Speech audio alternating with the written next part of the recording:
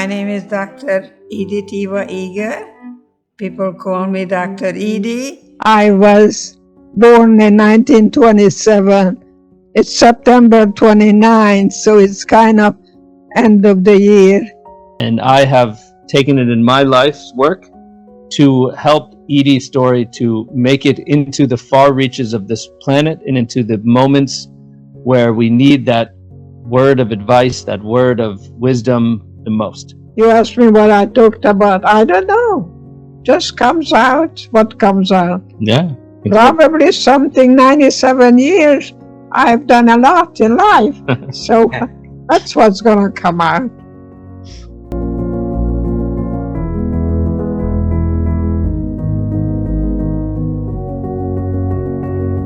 My name is Jordan Engel. I am the grandson of Dr. Eger. She is a Holocaust survivor. She is a best-selling author. She is a psychologist. She is a mother.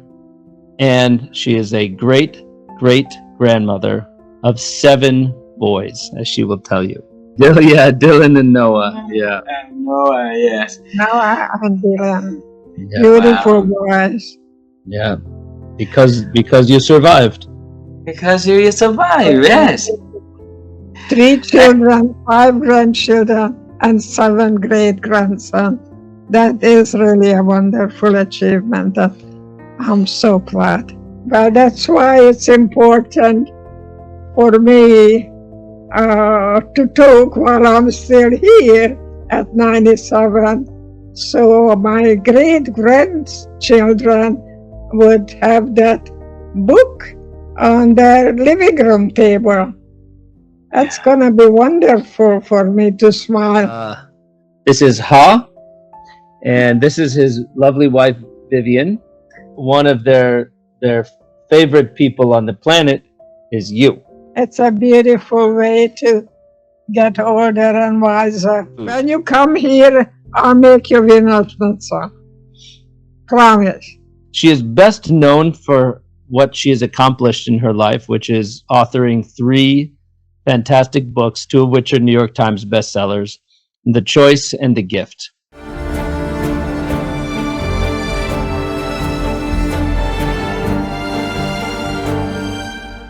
Acknowledge what you're doing now, whether it's working for you or not. The choice to know that you have other options, to be able to stretch your comfort zone and to be able to look at the same thing but from a different perspective. Stop complaining, or if you really have the need to hear you saying the things that you really mean it, just give yourself permission. Maybe 20 minutes would be the maximum. She is a gift to humanity. What her fame is based on is that she has learned to take the worst things that can happen to you in your life and turn them into a gift. Not to be smart, to be wise. It's good to share silence. I think married couple can do a beautiful job just sharing silence. We would go ice skating every day, every night. In Kasha? In Košice, in Kasha. In the winter. My city was under Hungarian rules, Turkish rules. Many Hungarians speak for several languages. I used to have French and German under my belt, but don't ask me now. English is good enough everywhere, all over the world. It's wonderful. Your life in one sentence. From Auschwitz to La Jolla, the journey of a lifetime. Beautiful. Edie had 2 sisters, and both of her sisters were very talented. Yeah, very talented. The oldest one on piano.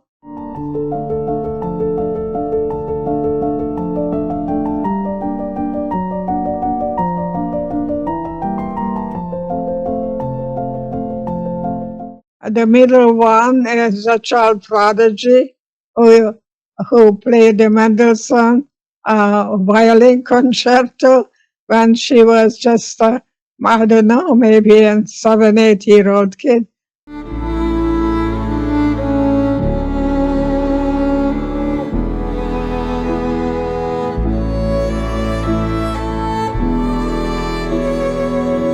And my aunt wanted her to come to America, but my mother wouldn't let her go. So she ended up in Budapest, and I revisited those places where she was, and Magda became a brilliant bridge player, and she played bridge with Omar Sharif. Yes.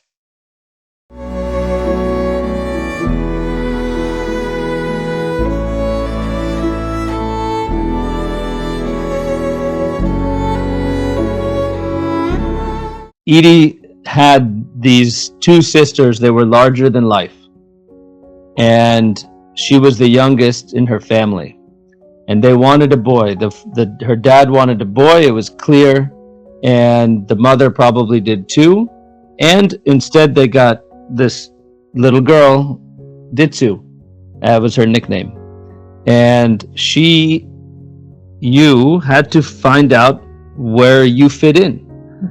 And probably one of the things you discovered in that phase of your life was how comfortable you were to be alone, because you had to be comfortable with yourself, because the two of them were out there in the world being larger than life. What does your life feel like as a 10-year-old girl? The most curious one. Want to know everything about everything. I could drive you nutty with my questioning more and more and more a time to speak to each other. I think the worst thing for me is also the best thing for me, because I like to be alone. I enjoy being alone. Many creative things come out to me when I'm totally alone 2 o'clock in the morning. Wow. But I'm too lazy to get up and write it all, so. You have to remember it in the morning. I think I will remember. I say to myself. How old did you begin when you began dancing? 10? 8? Around then. But then you discovered dance, and you figured out what your passion was. And instead of just watching these other two women, it became your story. And that story of dance carried you through the rest of your life. And you still are a dancer.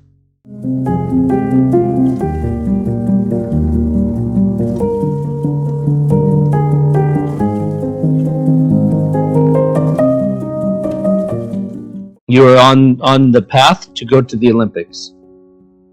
Well, that's what my trainer told me.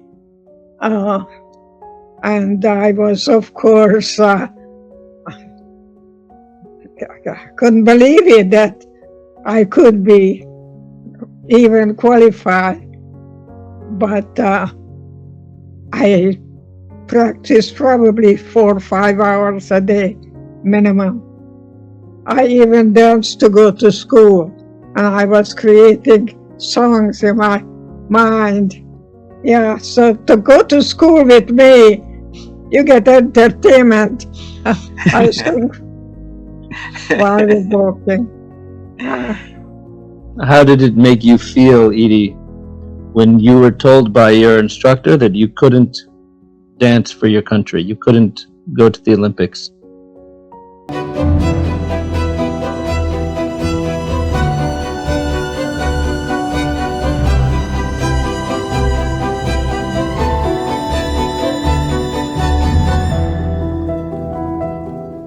I started to lie. I know who comes up with such things. I was lying.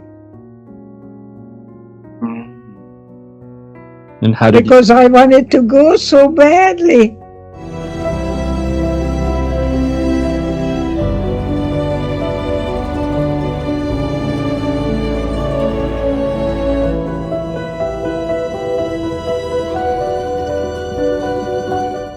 That was my dream. Mm. That door was closed for me.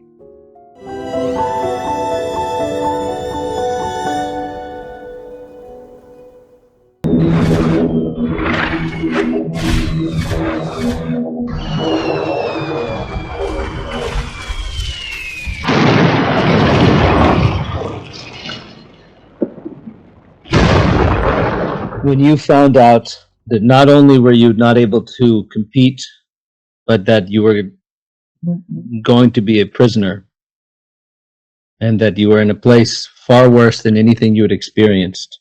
Auschwitz, yeah.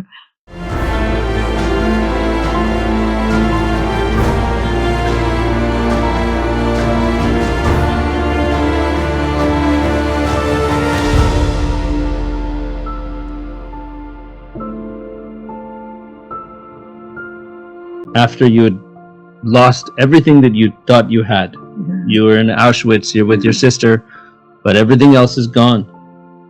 What are you saying to yourself? I'm here. I live. You had a reason. You had a handful of reasons. The mission is to let people know what can happen. Something inside you that never believed you wouldn't survive. Absolutely, that it's temporary. Yeah. And I don't like it. It's inconvenient. And I will take a longer time that I probably would wish for. But there was no question in my mind that I have to tell people what happens when good people do bad things, very bad things.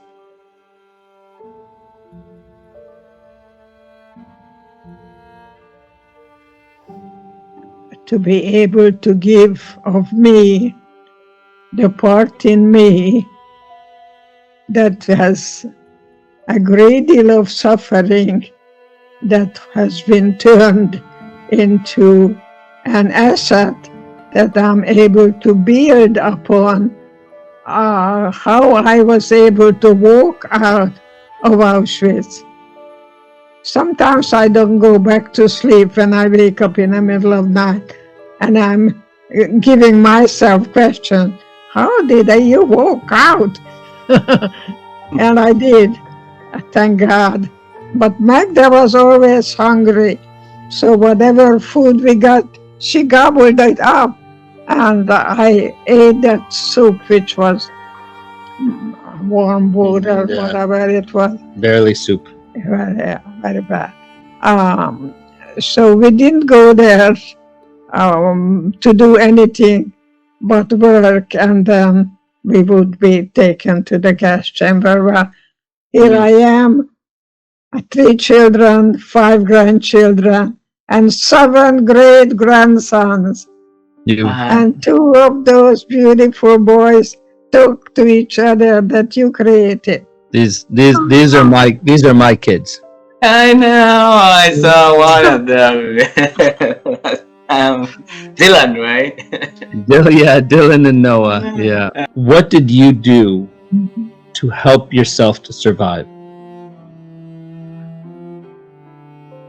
To stay in the present and speak what I can change today. Because the past is gone and the future is not yet. So you can change, because change is synonymous with growth.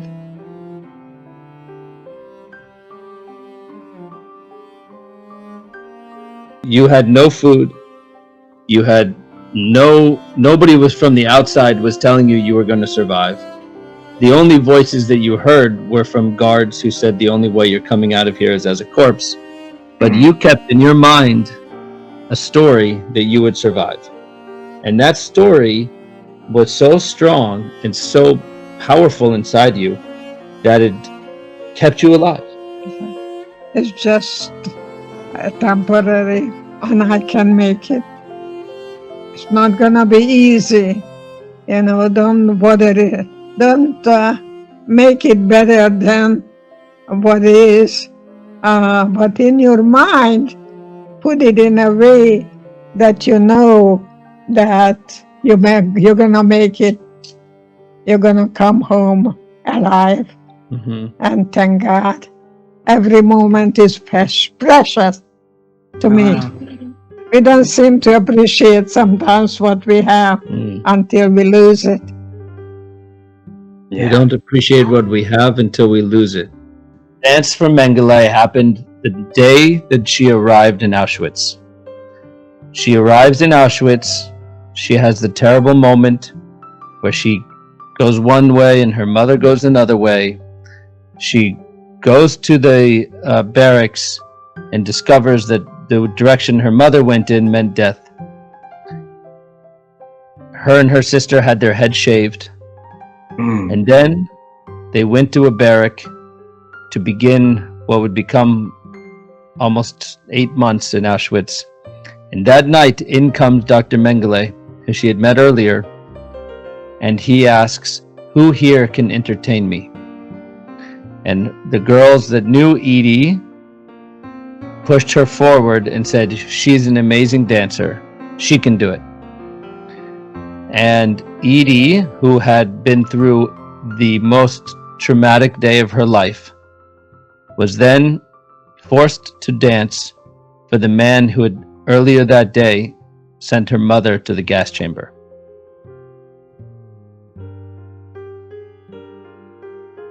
And in that performance, she knew that if she didn't dance with everything in her body, very likely she would end up the same place as her mother. And you reached into your soul and saw not where you were. She was not dancing for a group of starving Jews in a barrack in Auschwitz. You transported yourself to the Budapest Opera House. Wow. And she was dancing the Romeo and Juliet to a beautifully dressed audience. And then in her mind, she was able to distance herself from the terror of where she was and become the most beautiful, elegant dancer who, as she says, you did the splits and the high kick and you danced like your life depended on it, because in that moment, it did.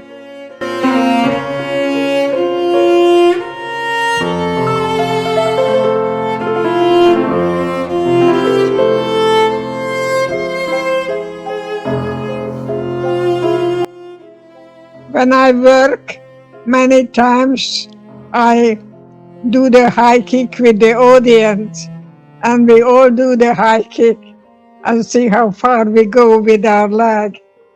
The right will be different than the left, and it depends on the person. So I don't know where you are and the people that you work with, but when you move your body, your whole body temperature and the mind is really reacting differently. Then you have the dependency of somebody making you happy or something make you happy. You make yourself happy. Even if you don't get the food that you deserve, even life is not as fair as it could be or should be.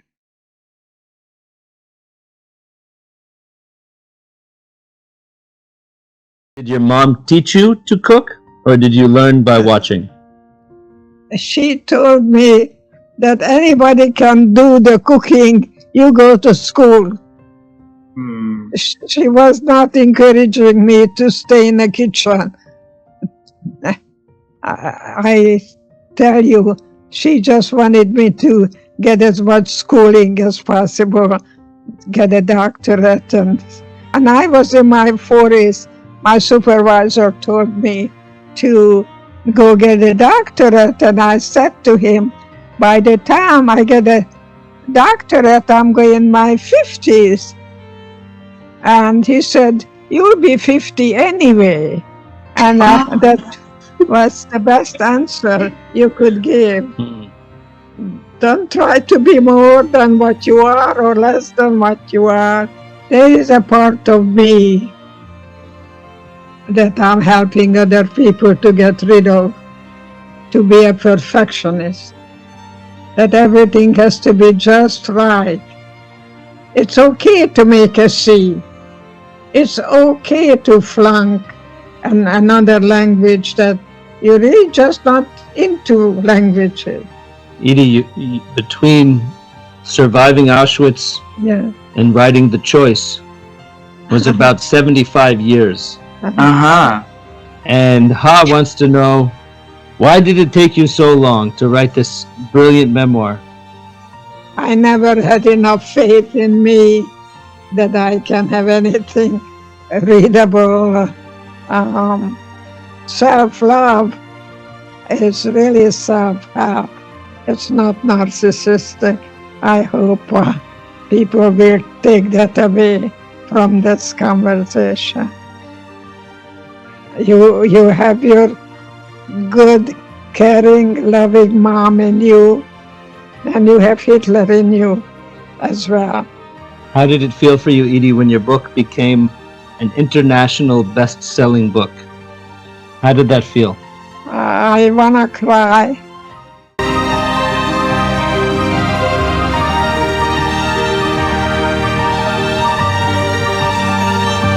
I met Mother Teresa.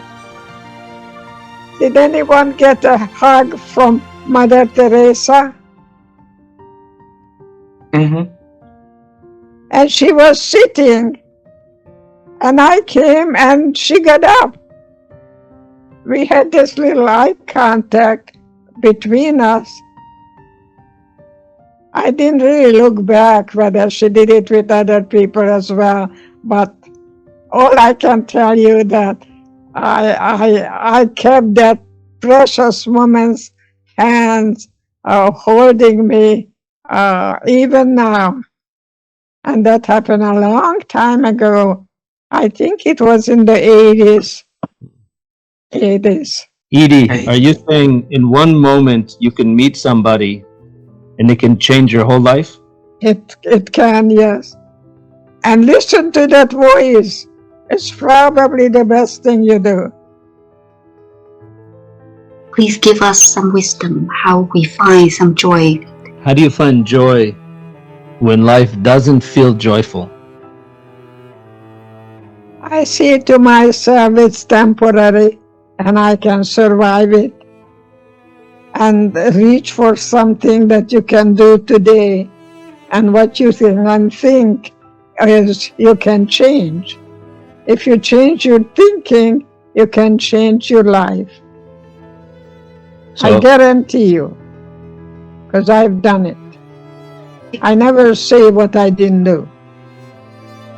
If you change your thinking, you change your life. You can, but you have to want to. Willing is a beautiful word.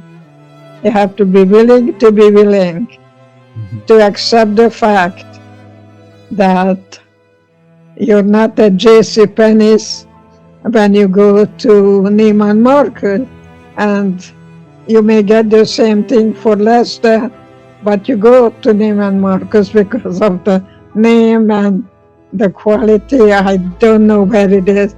I think it's very important to, if you want something, to ask for 20% discount, or put it away for me for 6 months, or something that may be useful for both of us. I think what you're getting at, Edie, is don't be afraid to ask for what you want. For sure. If you're waiting to get it to be given to you, it might never happen, right? But if you ask for it, at least you're taking exactly I know people try on things women do. Do you like it? Do you like it? Who cares? If you like it, buy it. Because if you are told, yeah, it's nice, and why don't you buy it? And you buy it, but you really didn't want it. And you didn't need it either. So be careful with opinions. We are all good people. Sometimes we do things that is not so good. I think forgiveness is really letting go of something that may be poisoning your body. Maybe if you're smoking and drinking or anything that you do in excess.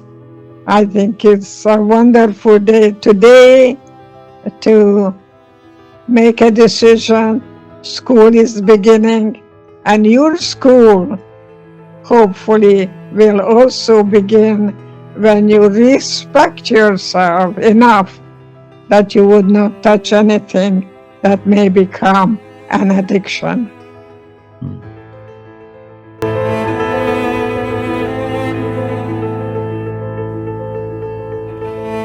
You say something that I think about very much in my life, which is, are you in the driver's seat of your life, or are you a passenger? Yeah. And the driver rolls down the window and asks for directions because he's in charge of the car that has his kids and his mother and his grandmother and everybody in the back. So if he's driving around and doesn't know where he's going, Yeah. have the chutzpah to ask for directions so you get where you want to go. And sometimes I think men, we are so Proud. so confident that in fact we don't ask for help.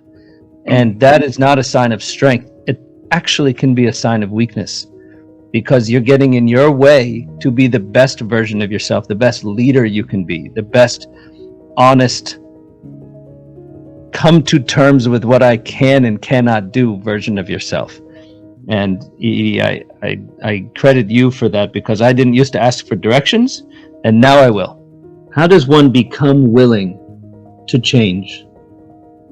Pain. Your body talks to you. Listen to your body. Don't take a pill. Change your thinking. You can change your life. That's good. That's it. That's good. Got to listen to your body. So instead of the front door, you may try the side window. I don't know. Just make it up. But Try something different. just different, not better or worse. Don't keep doing the same thing and expect something different to happen. So with me, you revisit the places where you've been, you relive the experience, you Revise your life. you revisit the places, and then you relive the experience that you had, and then revise your life. And that's the journey, right? That's the journey. Very actual, three things. The number 3 is always very important. Well, you were the third daughter, so I am the third daughter who was supposed to be a boy. Edie, do you have any advice for us about intimacy? How to create greater intimacy in a partnership? I was told to say, into me see is intimacy. Into me see. Those 3 words. That you see your inside.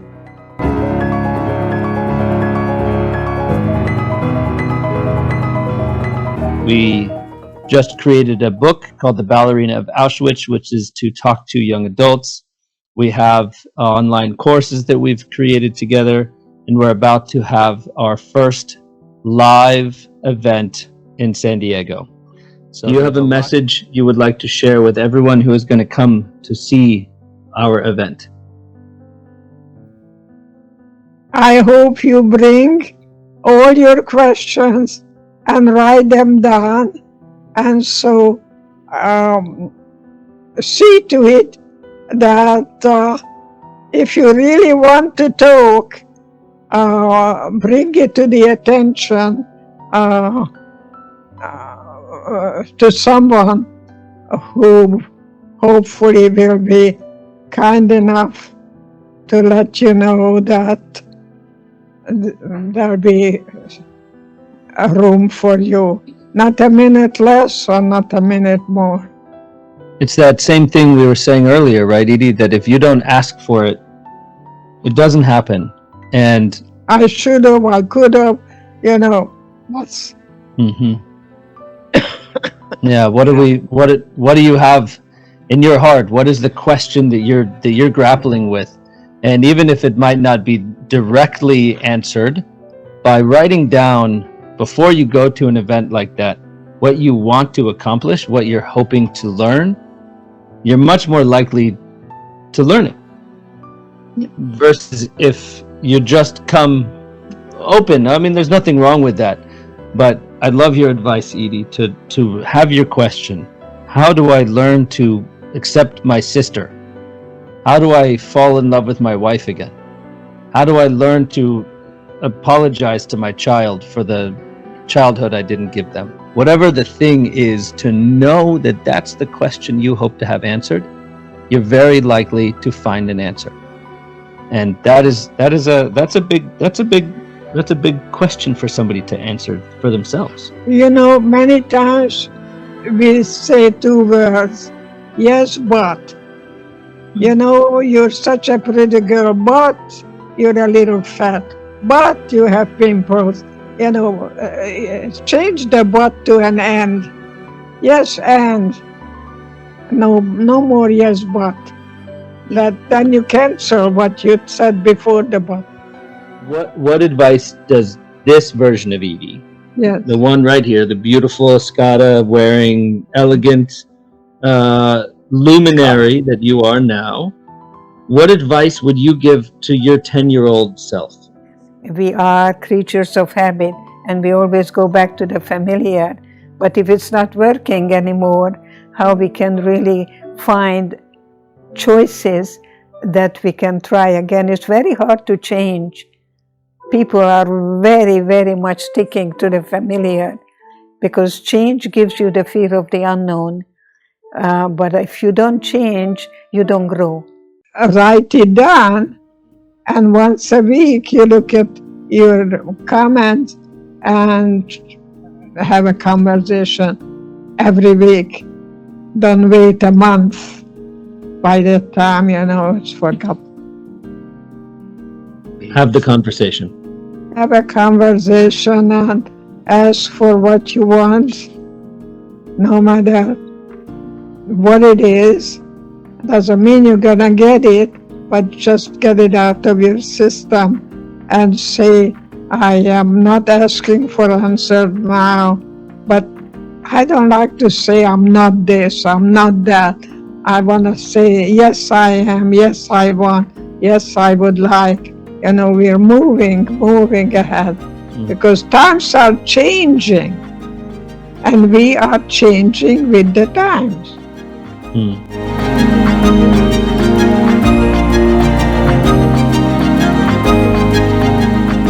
The reason I'm committing my life, at least at this point, to her story and to this message, is that I see that it has a profound impact on humanity. And we get so many messages from her social media, from people sending letters, from people who've read her books. And the common thread that I see is that people who connect to Edie's story make a choice to stop feeling like a victim of their circumstance and take ownership of their life. And that act of taking ownership despite what has happened and despite the challenges and the